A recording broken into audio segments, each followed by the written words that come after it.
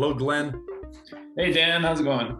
I'm well, thank you. This is Dan Desolé, Justin Hammer and Associates Remax First, and this is Glenn McCormick, same team, same place. yes. What a crazy month it's been, eh?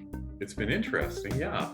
Yeah, but we can talk all day about how crazy it's been, but we're going to start directly with some numbers just to put this in perspective. There was 2007 sales in Calgary for January, and 900 of those were at or above asking price. Yes, I'm jumping right into the meter stats, Dan. Yeah, you are. That's good. Yeah, and I'm gonna show a visual later, but almost 45% of sales are at or above asking price. That's over 15% higher than the busiest month last year. And last year, remember we were all saying how crazy it was? And that's all housing sectors. Like that's apartments, that's townhouses, that's everything that you just mentioned there for that percentage, right? It is, and actually I'll break it down really quickly and this is just Calgary right now, but so for detached sales, we had 1,146 sales in January, 659 of them were at or above asking price. That's almost 58%. For attached properties, 199 sales, 49% of those were at or above asking price. Townhomes, they're starting to get some more love and attention now too. 32.5% of those 305 sales sold for above or at or above asking price. And apartments, we had a healthy 357 sales of those, 12.3%. So still lagging behind. 12.3%. That's still more than the average, which is usually like 6 to 7. Mm-hmm. And then I broke down one other number just for fun, Dan. 1 million plus. So 1 million plus market. 80 sales in Calgary last month. 26 of them went for at or above asking price. That's 32.5%. Yeah. that's a big change, because looking back at even looking back to a year ago, those million plus ones, they were still a little bit harder to move. They still sat for a bit. So that's interesting to see that shift occurring. Definitely. And in my experience, so you're getting detached or the more affordable type home market, let's say, those are going in days. And actually, I would like to hear from you quickly, Dan, like what's your experience working with buyers in this market right now? What do they have to do to be the winner? Well, that's an interesting question, Glenn. I mean, there have been the vast majority that we see, they are going into competing offers, as we see from the stats. It's a tough conversation. I mean, and once again, it depends on how many offers are out there. Like I've been up against 4, I've been up against 50 plus.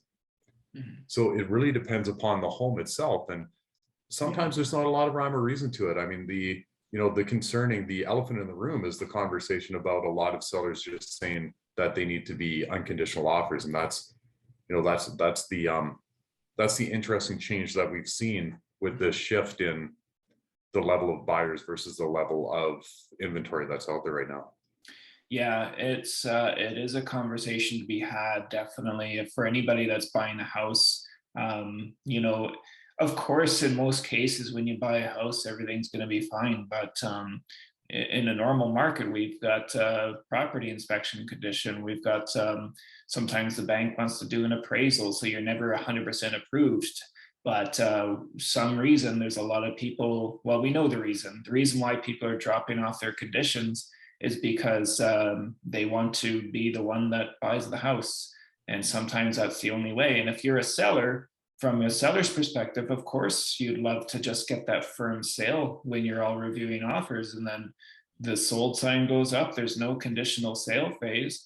What a dream it is for sellers. But we caution buyers from our team, just be educated about all this. And now, of course, when it comes down to it, this is more than ever. It is so important to ensure that on the buying side and the selling side, on the buying side, those I'm speaking to, that you have an agent who's looking out for your best interest and is going to pull out all the tools in their toolbox to ensure that that you're getting a place for a good price, And that's, we're trying to keep those conditions in there. We're ensuring that all the T's are crossed and the I's are dotted. And that's what we're here for. That's right. And I just want to put some more numbers out there so people have an idea what's happening. But please understand, we don't know how long this will continue. We don't really know if it'll get worse before it gets better. What is worse? What is better? Those are all questions up in the air. There's two different thoughts, right? We do have people moving here from BC and Ontario because over there, well, you think prices are high here. There's no question we're a lot more affordable here in Calgary. But how long could this sustain if we got 3 provinces, including our own, of buyers looking to buy in Calgary? So that's one thought. And then the other thought is, is this a bubble that will burst? Unfortunately, we don't have the answers to that. As our team leader says, we don't have tomorrow's newspaper in hand. We're in the same shoes as everybody else. However, we do have the stats and the real feeling and the pulse of what is happening in this moment. And in this moment, there are, every once in a while you see that property, it hits the market, it looks awesome. Those ones are selling on an average, like they can be 15, 20% above the asking price. And in a lot of cases, people are throwing 100,000 plus on top of the asking price in order to secure that for their buyers or for themselves, I mean. So yeah, that's the craziness that's happening right now. And then real quick, Dan, if I may, I just want to give, I'm just going to talk percentage wise, going back to the sales at or above asking price of what's happening in surrounding towns, because I've given you Calgary. So I'm just going to say these percentage or the number of homes selling at or above asking price in our surrounding communities. Let's start with rural, Rocky View, and Foothills County. So these are going to be acreages, usually detached homes on an acreage. And that's the lowest, 16%. Why? Because they're over 1 million, usually, these kind of properties. Let's go next to High River. 25% of the homes are selling at or above asking price. Strathmore, 28.5%. We're going to get higher here with Okotoks at 44%. And Cochrane sitting at 58%. That's right on par with Calgary's detached market. Airdrie is at 69%, Dan. I know, Airdrie. Airdrie picked up the slack there, didn't they? Yes. But in my neck of the woods, current champion is Chestermere. 73% of homes are selling for full asking price or more.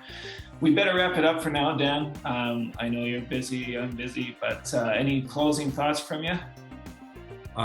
Those are wild numbers. Yeah, a little bit of a closing thought. So people are still, for the most part, ignoring that condo market, and that's still we can actually take our time and have some good conversations with sellers in that condo market. So I think that's something to really keep in mind. If we've got something that we're able to throw at an investment and we're considering investing and getting into the rental market, now's the time to do that, in my opinion.